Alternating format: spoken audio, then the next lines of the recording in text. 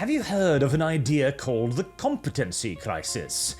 I'm going to very briefly summarize it here as, in essence, an idea that a lot of our modern world is made up of hyper-complicated systems that requires a lot of specialized knowledge, skills, and understandings to actually maintain and operate efficiently. And in our current year, we are promoting people and assigning responsibility to them that they are simply not able to actually handle. A very simplistic example of this would be something you see in every hierarchy, right? Where a person is assigned a job, and he's great at that job, he's amazing at it, and of course, therefore, he is promoted. He's not as good as the next job, but, he can do it, and so eventually, again, he's promoted. He does not stand a hope in ever-living hell of doing this job, not really, but he's not so bad that he's going to get fired or demoted either, but he has now arrived at a point where he no longer fully masters the tasks which he is assigned, where in an ideal world, he would actually be down here, as there are people who are simply better fit for things like leadership positions, for example. There are also people who are absolutely terrible at simplistic positions that might be great at more advanced positions. It's one of those complicated problems with any sort of a hierarchical system. And this is then further, of course, exacerbated by our current day diversity system. Oh yes. Where we hire people for jobs based not on whether or not they are actually capable of mastering the task we are assigning to them, but whether or not they are the correct gender or skin color, or whether or not they have the correct mental disorder, like identifying as non-binary, for example. And once we put these people in positions, we even specifically advantage them to reach those positions over others who might be more deserving, and then we sit there looking at what happened and wondering, why is everything breaking down? It's a very good question. Now, we're going to talk about this in relevance to gaming, because this is something that has been going on for a very, very long time. Recently, literally yesterday, which is the correct Polish pronunciation, I'm fairly sure. Girls in the Game, a scholarship and mentorship program creating a community of young women in the game dev industry, launches its 4th edition. This is from CD Projekt Red under their sustainability and news ESG part. Yes. This is, of course, a mentorship program where they take young girls, exclusively young girls, and they give them money, they give them training from a CD Projekt Red employee, and they then artificially, of course, advantage them over all of their peers. As not only will they now receive financial support, they will be getting a direct in to the gaming industry, to one of the pillars of the Polish gaming industry. In other words, anyone who is picked here is essentially been chosen as a future CD Projekt Red employee in all due likelihood. CD Projekt Red is playing Kingmaker, but only to women. Now, if CD Projekt Red were to look at the crop of women and then pick the best and the brightest, then that would at least be something. But you are still then cutting off half of your applicable candidates? There we go, yeah. And half is an over-exaggeratedly optimistic interpretation, as in all due likelihood, these women will make up about, 3, 4, 5% of the total number of people actually applying for these jobs in Poland. Even that might be vaguely optimistic, meaning that CD Projekt Red is avoiding hiring from the largest pool of the most qualified individuals. And this is, of course, not a rarity in the slightest. Creative Assembly has the same thing. CA scholarships for disadvantaged students open for 3rd student cohort. Oh, well, it's just disadvantaged students. They're not too bad, right? Students who are really poor, but otherwise really talented. Okay, that's great. That's actually a good thing, right? If somebody has the skills and the chops to actually make it in the gaming industry, but they simply can't afford tuition, well, what's the problem?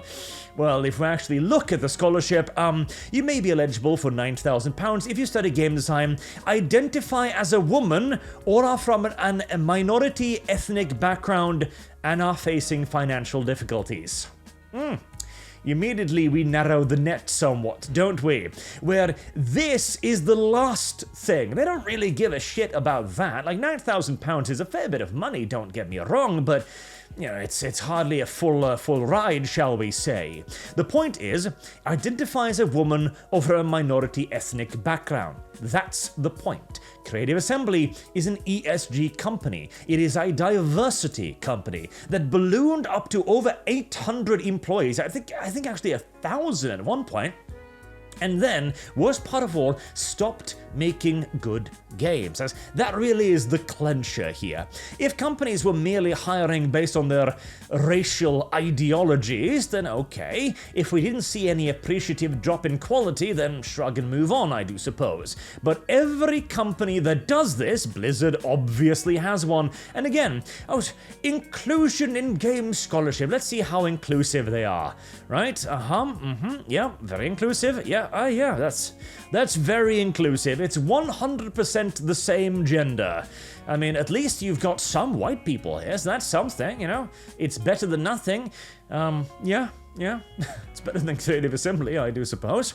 But nobody is going to argue that the quality of Blizzard games has risen the last few years. Warcraft Reforged is, the beautiful example of this that will never stop on giving. It was a simple task. Remaster a classic. You don't need to fuck with it. You don't need to mess with it. You don't need to reinvent the wheel. All you need to do is take the wheel and push it down the hill. That is all you are required to do. That is all. That is everything. There is no complexity here. There is no creative work. There is no great adventure that you need to go on. This isn't bringing the ring to Minas Morgul or anything. This is putting it in a bag and forgetting about it for a few years. And just like in our reference, that ends up terribly. Creative Assembly, same thing. Has Creative Assembly been creating better games recently? No. They have been creating smaller games, less interesting games with fewer interesting mechanics that have been critically panned by the audience again and again, even as the company gets greedier and greedier and greedier because they now have to support 800 to 1,000 diversity hires. And I want to point out as well, that is one of the biggest things in all of this. Creative Assembly is now a studio many times their original size that is also getting governmental funding, I'd like to point out, and yet the games they are producing are lesser. Medieval 2 is in virtually every way a superior product to Total War Pharaoh, which came out, last year? This year, something? The DLC policy has gotten worse. Creative Assembly gave us the single best expansion pack in gaming history, Total War Kingdoms. And now we get Shadows of Change. Ugh. And CD Projekt Red? CD Projekt Red 2 has not exactly been on a winning streak lately. Cyberpunk 2077, a video game that had so much PR behind it, so much weight, so much time, so much money, and in certain aspects, so much talent as well in terms of graphical design, ended up being an enormous failure, to the point where it really clearly nearly managed to do serious damage to the company's management, leadership, and its investors as they were threatening to sue the company over false promises. Now, whether or not CD Projekt Red can recover is an open question at the moment, because at least unlike Blizzard, which we all know have long since fallen from grace, unlike Creative Assembly, who has long since fallen from grace, and at this point, the best CA can do is patch up the holes in the boat and go oh shit, okay, fine. We overstepped, here, have this shiny thing. Please forget about the fact that we tried to bend you over the barrel and ass rape you. Please, just memory hold that for a second. At least CD Projekt Red still has the next game. If the next game is good, they will probably recover. If the next game is bad, well, welcome to the fine and fond company of Creative Assembly and Blizzard Interactive. And CD Projekt Red has more opportunities than most for success. The next game is probably going to be The Witcher, easy enough, though I had heard rumors that The Witcher game was not going to focus on, The Witcher, which already sounds like a brilliant idea, and the upcoming Cyberpunk 2, which they're also developing. And again, all they need to do is look at Studio Trigger, look at Edgerunners and go, oh, I see. So that's a cyberpunk story, is it? Yeah, that is a cyberpunk story. And they just copy it and they slap it on the box art and say, right, we basically made that anime you love, but interactive now. You wanna take Lucy for a shower? Well, we've rendered that fully. It's a VR experience now, and the game will sell like mad. But again and again and again, we see companies, like Blizzard with Warcraft Reforged, being given the most obvious layups imaginable, given opportunities that they can not fuck up, and still they manage to bury their opportunity under 5,000 tons of diversity hires. This is the competency crisis in video games.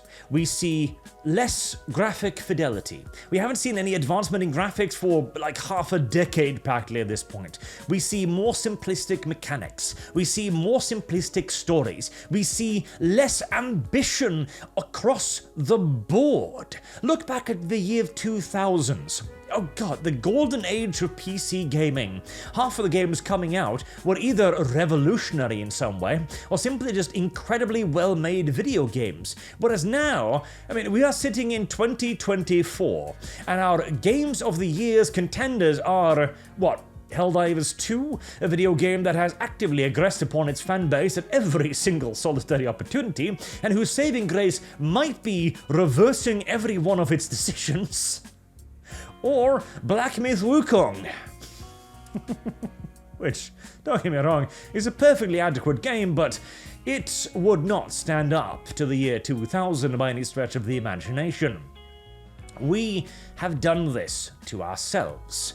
The video game industry has been far too shit for far too long, and we have been far too lax in calling them out on it. Because and gamers are such a forgiving bunch, which I hope we have started to learn our lessons about. And, judging by the recent swing in political influence, I do believe we are probably starting to get there. Creative Assembly got their fingers smacked. Blizzard has got their fingers smacked. CD Projekt Red, well, it remains to see how hard they will get smacked, but I pray firmly. We shall have to wait and see. Until next time, I've been Arch. Thank you very much for watching, and I do hope to see you all again soon. Till then, have a good day.